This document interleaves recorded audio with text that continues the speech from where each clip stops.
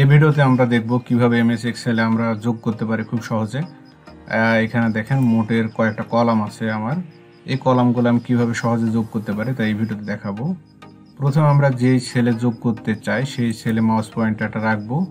উপরে যে ফাংশন আছে এই ফাংশনে আমরা লিখব সমান সমান SUM সাম, প্রথম ব্র্যাকেট দিব।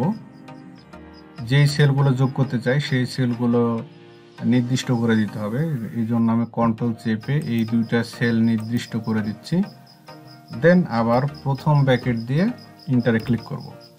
দেখেন এখানে যোগটা চলে আসছে। এখন মাউসটা এই যে একটা ছোট্ট একটা বর্গাকার একটা জিনিস দেখতে পাচ্ছি এখানে, এটার উপরে নিয়ে জাস্ট নিচের দিকে টান দেব মাউসটা।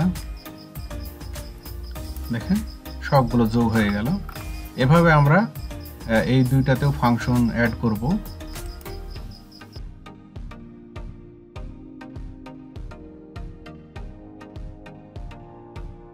ওকে, আমরা এখানে সর্বমোট যোগ করব। এই তিনটা মোট যোগ করে যেটা হবে সেটা এখানে যোগ করব। এই জন্য আবারও আমরা ফাংশনটা বসাবো সমান সমান SUM সাম, প্রথম ব্র্যাকেট। আমি এই তিনটা সেল কন্ট্রোল চেপে সিলেক্ট করে দিচ্ছি।